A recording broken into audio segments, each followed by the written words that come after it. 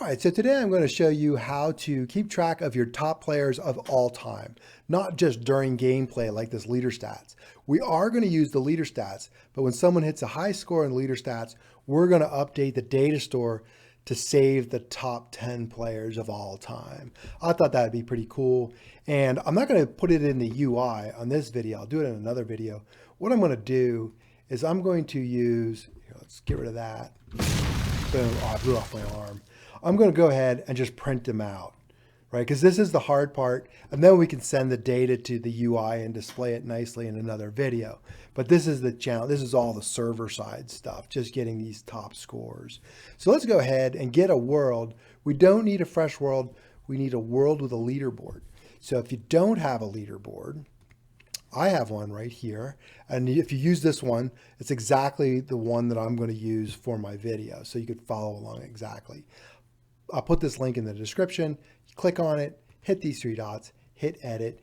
You will save this off as your own copy, right? And I have that copy. Do I have that copy? Ah, here it is, right here. All right, so this is what you would have gotten from that URL link. I saved it off as something else. I have practice for top 10 scoreboard. All right, so the first thing you need to do is save your game. Publish it to Roblox. After you've done that, hit this game settings, go to security, enable studio access to API services. We need the data store, right? Because we're going to do the top 10 of all time players. We need to store off the data to see who that is because they may have left long ago. All right, so we'll hit that save.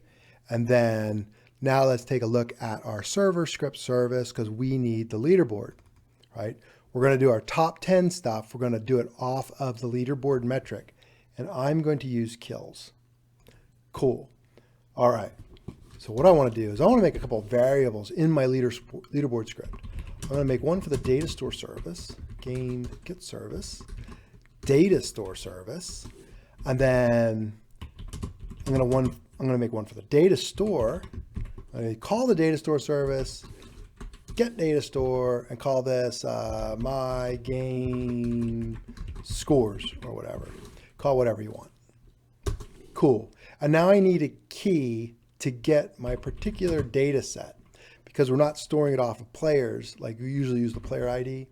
We're going to say top key will equal top scores or whatever. You can call this whatever you want. It just has to be unique so that we can find it when we go to look for it, when we go to do a get async. All right. So let's go ahead and do a function to get top scores. Cool. All right, so what we'll do, we'll go local data, and I'm not going to wrap this in a P call. If you know about P calls, protected calls, you could use one, or you could look at one of my videos on that, but I'm going to live dangerously here. P calls just protect you in case you have like an HTTP failure on your retrieval of your data. But I'm not going to do that. I'm going to say get async, and I'm going to put in my top key to get any data that's saved, right? My data in my data store that we didn't put in there yet because it's brand new, right? We just started. So say if data, let's say we have data. At one point, we're going to have data. Let's go ahead and print it all out to the screen so we know what's going on because we didn't do the UI. We're not doing the UI here. We're going to rely on a printout. So I'm going to just do this top score printout, but data is going to have several values. It's going to have one entry for each player in the top scores group. So let's go ahead and loop through that. For INV in pairs, data, do, and then we'll just print out their info, right? Oh my God, I keep hitting that pipe. I equals, so it's going to be sorted. So I is going to be in order. So that'll be like 1, 2, 3, 4. That's going to be the place they're in too.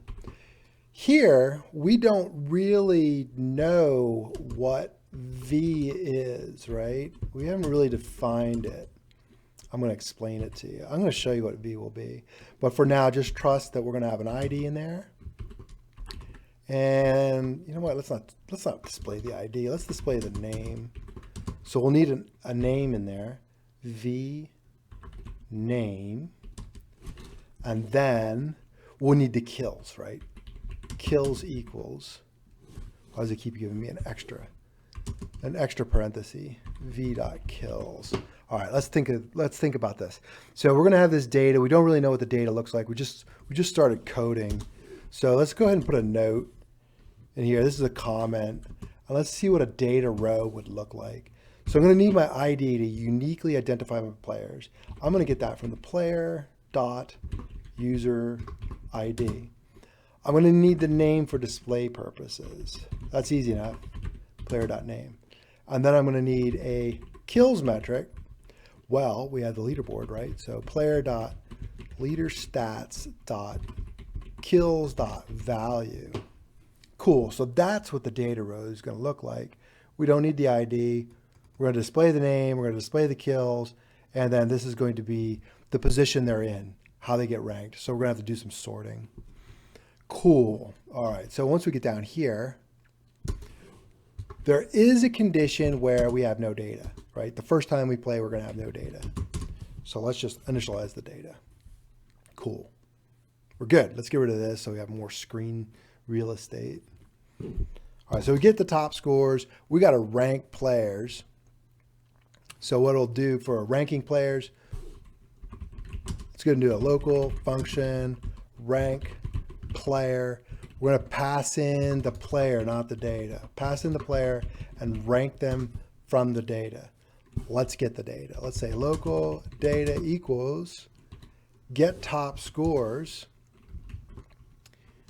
Right, so that's going to get everybody's data, their top scores. We're also going to check to make sure there's a leader stats, because remember, we're getting stuff off the leader stats. So we'll say if not player.leader stats, then let's just chuck them out. Let's just return, get out of there. That'll happen when players are just entering the game, and then you go to check on them. They might not have their leaderboard loaded yet. So we'll just say, hey, come back when you have a leaderboard. All right, so we have three conditions we want to check for. We want to, if we're on the board, if we're in the top scores, we just want to update our score. We don't want to be on multiple times, or you're going to get one guy that dominates the board. So let's loop through all of our data. Remember, this is all of our top scores group data.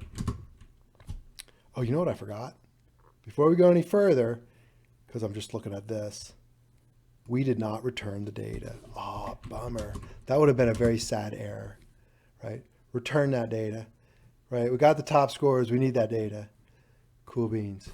All right. Whew, that's a close one. So now we're gonna loop through this data that we returned, barely. Say if VID equals the player user ID, then, we know that user was in that data. So we're just going to update them, but we're only going to update them if v.kills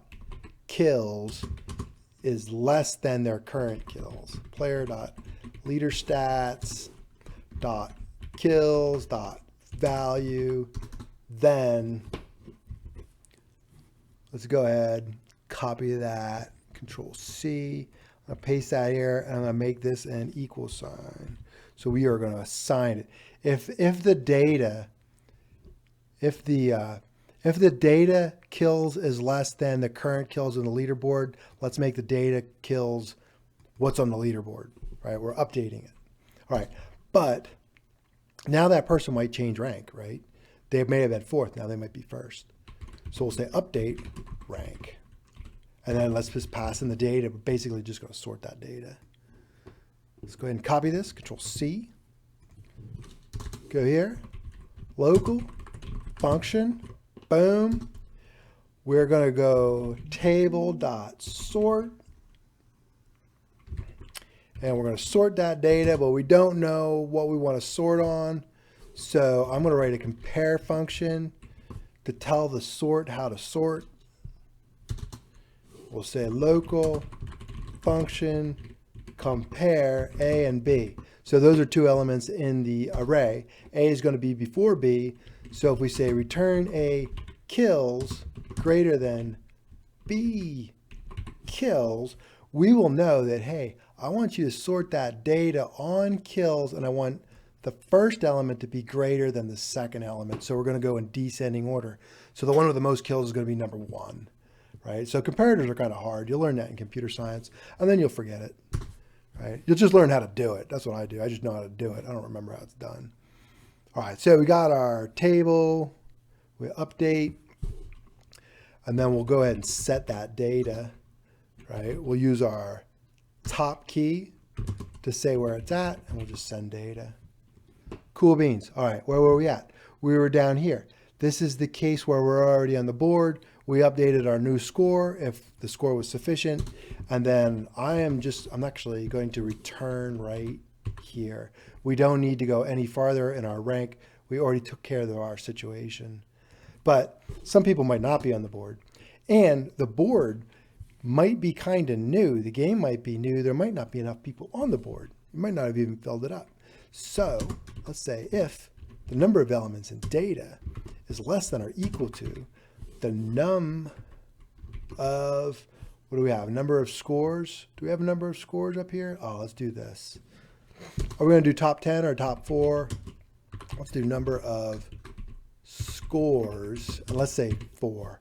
Let's keep track of our top 4 scores. Right, I'm going to copy that. Right, I'm going to go down here. There we go. If the data, the number of elements in data is less than the number of scores that we want to keep track of, then we don't have enough people on the board. I don't care how bad you are, you just made the board.